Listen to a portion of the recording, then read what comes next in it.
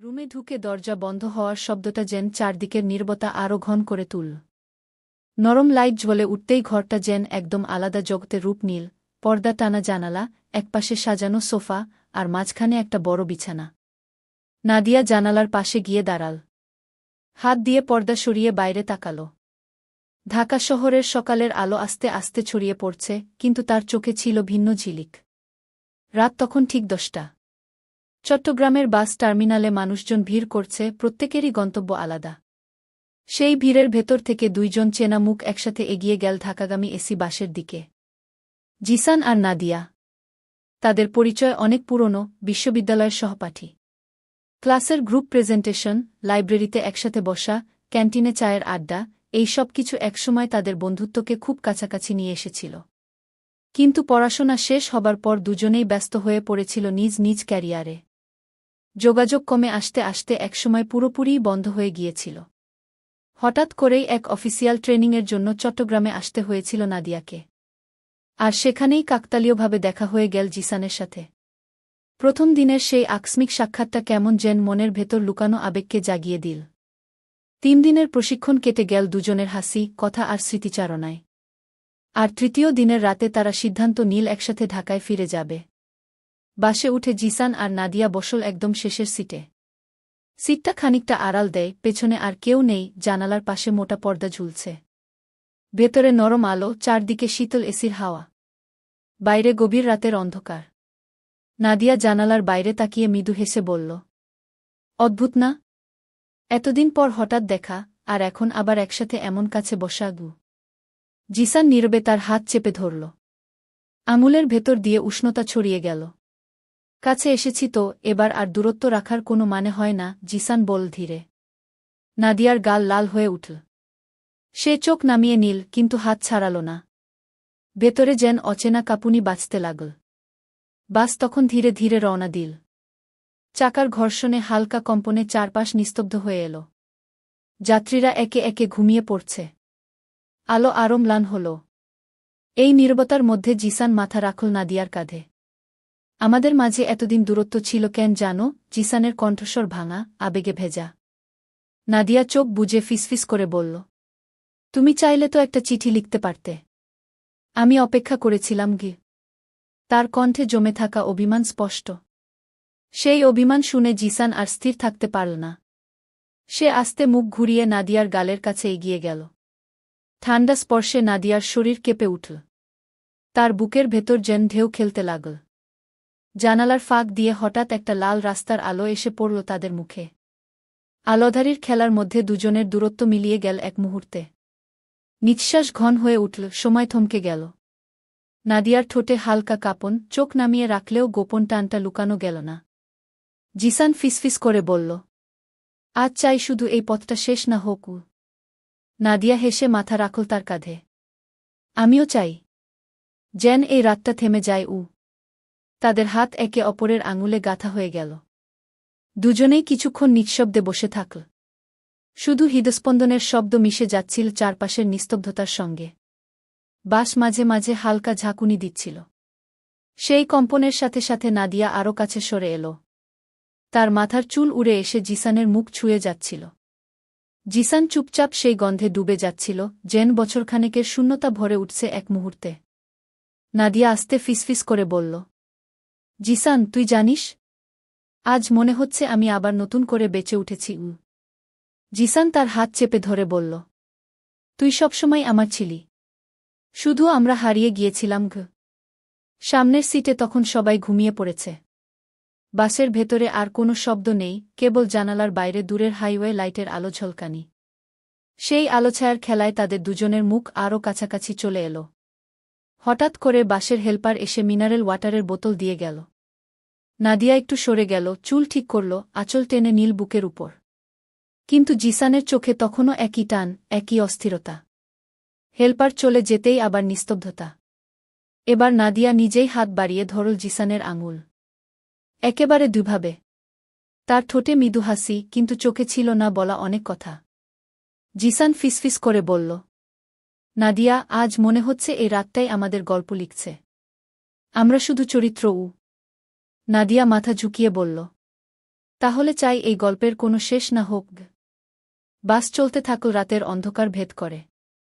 জানালার বাইরে শহর শহর পেরিয়ে যাচ্ছিল, আর ভেতরে জেগে থাকছিল দুজন মানুষের মনের গভীর টান, যে টান কোনো গন্তব্যে গিয়ে থামতে চায় না। ঢাকার উদ্দেশ্যে বাস যখন চলছিল তখন রাত গভীর হয়ে এসেছে। অন্ধকার হাইওয়ের ভেতর দিয়ে ছুটে চলা বাসের আলোধারী তাদের দুজনকে এক অদ্ভুত স্বপ্নে বেঁধে রেখেছিল। নাদিয়া জানালার বাইরে তাকিয়ে থাকলেও তার চোখের ভেতর ছিল এক অদৃশ্য টান, যেটা তাকে বারবার টেনে নিয়ে যাচ্ছিল জিসানের দিকে। জিসান নিঃশব্দে তাকিয়েছিল তার মুখের দিকে। 3 দিনের ছোট্ট দেখা যেন আবার বছরখানেকের সম্পর্ককে নতুন করে জাগিয়ে তুলেছে। সে ফিসফিস করে বলল, নাদিয়া, আমাদের মাঝের এই কয়েক বছরের ফাঁকা সময়টা যদি না থাকত, তবে কি আমরা আজ অন্যরকম কিছু হতে পারতাম? নাদিয়া মৃদু হেসে উত্তর দিল, জানি না জিসান, তবে আজ মনে হচ্ছে সময়টা ভুল করেছিল। এখন মনে হচ্ছে ঠিক জায়গায় এসে দাঁড়িয়েছে গি। তার কণ্ঠে ছিল অদ্ভুত উষ্ণতা। চারপাশের নিস্তব্ধতায় সেই শব্দ আরও কাছে এসে বাজছিল জিসানের কানে। বাস তখন গাজীপুরের কাছাকাছি। মাঝপথে এক যাত্রী নেমে গেল, সিটগুলো আরও ফাঁকা হয়ে গেল। ভেতরের আলো ম্লান হল। এই নির্জনতায় নাদিয়া আরেকটু কাছে সরে এল। তার আঁচল হালকা করে পিছলে পড়ল কাঁধ থেকে। জিসান হাত বাড়িয়ে সেটি ঠিক করে দিল। দুজনের চোখ এক মুহূর্তের জন্য আটকে গেল। সেই চোখের ভাষা বলছিল হাজার অজানা কথা। জিসান তার হাতটা শক্ত করে ধরে রাখল। তুই জানিস, আমি কখনো কাউকে বলতে পারিনি, কিন্তু তোর জন্য আমি অনেকবার অপেক্ষা করেছি।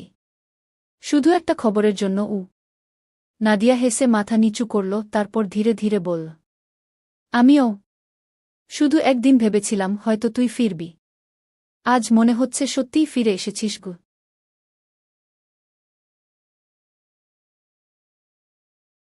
এই কথায় জিসানের বুকটা হালকা হয়ে এল। সে নাদিয়ার দিকে একটু ঝুঁকল। দুজনের শ্বাস মিলেমিশে যাচ্ছিল। বাইরে হাইওয়ের বাতি একের পর এক ছুটে যাচ্ছিল, ভেতরে তাদের নিঃশ্বাসের শব্দে তৈরি হচ্ছিল এক অদ্ভুত রোমাঞ্চ। নাদিয়া চোখ বুজে নিল। তার মুখের কোণে এক মৃদু হাসি, কিন্তু হাতের চাপ ক্রমশ শক্ত হয়ে উঠছিল। যেন সে নিজেই চাইছিল সময়টা থেমে যাক। ঠিক তখনই বাস আবার হালকা ঝাঁকুনি দিল। নাদিয়া জিসানের উপর হেলে পড়ল। এক মুহূর্তের জন্য তাদের দুজনের মুখ এত কাছে চলে এলো যে দূরত্ব বলে আর কিছু রইল না। নাদিয়ার কানে গরম নিঃশ্বাস লাগতেই শরীর কেঁপে উঠল।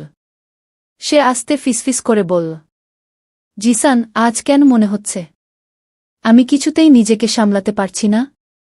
জিসানের চোখ চকচক করে উঠল। কারণ আমিও পারছি না আগি। কথা শেষ হওয়ার আগেই জানালার বাইরের আলো এসে পড়ল তাদের মুখে। আলোছায়ার সেই মুহূর্তে তারা নিঃশব্দে কাছে সরে এল। চারপাশে যখন সবাই ঘুমে ডুবে আছে, তখন তাদের ভেতরে জেগেছিল শুধু একটিই অনুভূতি, হারিয়ে যাওয়া সময়কে আবার খুঁজে পাওয়া। তাদের হাত একে অপরের আঙুলে গাঁথা হয়েছিল শক্ত করে। বাস ছুটে চল অন্ধকার ভেদ করে, আর তারা ডুবে গেল সেই রোমাঞ্চকর নীরবতায়, যেখানে প্রতিটি নিঃশ্বাসই ছিল অঙ্গীকারের মতো। ঢাকা তখনও অনেক দূরে, কিন্তু তাদের জন্য যেন গন্তব্য আর কোনো শহর নয়, শুধু একে অপরের কাছে পৌঁছানো। ভোর 4টার দিকে ঢাকার আলো চোখে পড়তে শুরু করল। বাসের কাচের ফাঁক দিয়ে লাল নীল নিনের আলো ছুটে আসছিল। শহর তখনও ঘুমিয়ে, রাস্তায় গাড়ির সংখ্যা হাতে গোনা, কিন্তু দুজনের চোখে ঘুম ছিল না একটু। নাদিয়া জানালার বাইরে তাকিয়ে হালকা ক্লান্ত গলায় বলল, এই শহরটা কতদিন পর দেখছি জানিস, অথচ মনে হচ্ছে সবকিছু অচেনা ঘি। জিসান মুচকি হেসে উত্তর দিল, শহরটা পাল্টেছে, আমরাও তো পাল্টেছি নাদিয়া। শুধু একটা জিনিস পাল্টায়নি, তোর চোখের ভেতরের সেই চেনা আলোগু। এই কথায় নাদিয়া হালকা চমকে তাকাল তার দিকে। চোখের কোণে ক্লান্তি থাকলেও সেই দৃষ্টিতে জ্বলছিল অদ্ভুত উষ্ণতা। বাস ধীরে ধীরে কমলাপুর টার্মিনালে এসে থামল। ভোরের হালকা কুয়াশায় প্ল্যাটফর্ম ভিজে আছে। নেমেই ঠান্ডা বাতাসে শিহরিত হয়ে উঠল নাদিয়া। তার শাড়ির আঁচল হাওয়ায় উড়ে যাচ্ছিল। জিসান তাড়াতাড়ি হাতে ধরে দিল। স্পর্শটা এতটাই নরম আর অচেনা যে নাদিয়ার বুকের ভেতর কেঁপে উঠল। জিসান জিজ্ঞেস করল, এখন কোথায় যাবি? এত ভোরে তো বাসায় সরাসরি যাওয়া অস্বস্তিকর হবে গু। নাদিয়া একটু দ্বিধায় মাথা নিচু করল। তার চোখে যেন এক মুহূর্তে অনেক প্রশ্ন ভেসে উঠল। তারপর আস্তে বলল, হয়তো কাছেই কোনো হোটেলে কিছুক্ষণ বিশ্রাম নিলেই ভালো হয় গি। কথাটা বলেই নাদিয়া মুখ ফিরিয়ে নিল, যেন নিজের কণ্ঠস্বর সে নিজেই বিশ্বাস করতে পারছে না। জিসানের চোখে তখন অন্যরকম ঝিলিক। সে শুধু মৃদু স্বরে বলল, চল, আমি আছি তো। দুজনেই রিকশা নিয়ে কাছের একটা হোটেলে গেল। লবিতে ঢুকতেই নরম আলো, ফাঁকা চেয়ার আর নিস্তব্ধ পরিবেশ যেন তাদের আগমনের জন্যই অপেক্ষা করছিল। রিসেপশনে নাম লেখানোর সময় নাদিয়ার বুক ধকধক করে উঠছিল। তার আঙুল কাঁপছিল হালকা। কক্ষের দরজা খুলে ভেতরে ঢুকতেই নাদিয়া প্রথমে জানালার পাশে গিয়ে দাঁড়াল। বাইরে ঢাকা শহরের ফাঁকা রাস্তা, দূরে ভোরের আলো ধীরে ধীরে ছড়িয়ে পড়ছে। সে নিজের আঁচল শক্ত করে টেনে নীল বুকে, যেন ভেতরের কাঁপুনি আড়াল করতে চাইছে। জিসান পেছন থেকে আসতে বলল, এত দূরে সরে দাঁড়াস কেন নাদিয়া? তুই কি জানিস 3 দিনে আমি আবার কেমন করে তোকে হারিয়ে ফেলতে ভয় পাচ্ছি? নাদিয়া ঘুরে তাকাল। তার চোখে জল চিকচিক করছে, ঠোঁটে মৃদু হাসি। সে আস্তে আস্তে কয়েক কদম এগিয়ে এল। তাদের মাঝের দূরত্ব কমে এলো এক এক করে। জিসান হাত বাড়িয়ে নাদিয়ার কপালের চুল সরিয়ে দিল।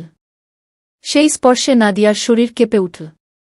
তার ঠোঁট কাঁপল সামান্য, কিন্তু সে পেছনে সরে গেল না। বরং চোখ বুজে মাথা নিচু করে দিল। চারপাশ নিস্তব্ধ। জানালার বাইরে ভোরের আলো ছড়িয়ে পড়ছে, আর ভেতরে অদ্ভুত এক টান দুজনকে আরও কাছে টেনে আনছে। নাদিয়া ফিসফিস করে বলল, জিসান, আজ মনে হচ্ছে আমার সব হারানোর ভয় মুছে যাচ্ছে। জিসান তার হাত শক্ত করে ধরে উত্তর দিল, হারাবি না নাদিয়া, তুই আমার কাছেই থাকবি। তাদের চোখ একে অপরের চোখে আটকে গেল। নিঃশ্বাস ঘন হয়ে উঠল, সময় থমকে গেল এক মুহূর্তের জন্য। বাইরে ভোর জেগে উঠছে, আর ভেতরে জেগে উঠছে বহু বছরের চেপে রাখা আবেগ, অচেনা এক রোমাঞ্চ। রুমে ঢুকে দরজা বন্ধ হওয়ার শব্দটা যেন চারদিকের নীরবতা আরও ঘন করে তুলল। নরম লাইট জ্বলে উঠতেই ঘরটা যেন একদম আলাদা জগতে রূপ নিল। পর্দা টানা জানালা, একপাশে সাজানো সোফা, আর মাঝখানে একটা বড় বিছানা। নাদিয়া জানালার পাশে গিয়ে দাঁড়াল। হাত দিয়ে পর্দা সরিয়ে বাইরে তাকাল। ঢাকা শহরের সকালের আলো আস্তে আস্তে ছড়িয়ে পড়ছে, কিন্তু তার চোখে ছিল ভিন্ন ঝিলিক। জিসান দরজা বন্ধ করে কিছুক্ষণ দাঁড়িয়ে শুধু তাকিয়েই রইল তার দিকে। এত বছর পর নাদিয়াকে এত কাছ থেকে দেখা, আর তাতেও এই ভোরের আলোয়, সে যেন বিশ্বাসই করতে পারছিল না। নাদিয়া কি? জিসানের কণ্ঠে অদ্ভুত কাঁপুনি। নাদিয়া ধীরে ঘুরে তাকাল। তার চোখে লাজ, ভেতরে ঢেউয়ের মতো আলোড়ন। সে বলল, মনে আছে বিশ্ববিদ্যালয় শেষ দিনে তুমি আমার হাতে একটা বই দিয়েছিলে? জিসান মাথা নেড়ে হেসে উঠল। কিভাবে ভুলব? সেই বইয়ের ভেতরে চিঠি রেখেছিলাম। কিন্তু তুই পড়েছিলি তো? নাদিয়া মৃদু হাসল, ঠোঁট হালকা কাঁপছিল। পড়েছিলাম। তখন ভেবেছিলাম যদি সেদিন তুই সরাসরি বলিস, আমি হয়তো উত্তরটা দিতে পারতাম। এই কথাগুলো শোনার পর হঠাৎ নীরবতা নেমে এলো। দুজনেই চুপচাপ একে অপরকে তাকিয়ে দেখছিল। যেন আটকে রাখা সব কথা এক মুহূর্তে ভেসে উঠছে চোখে।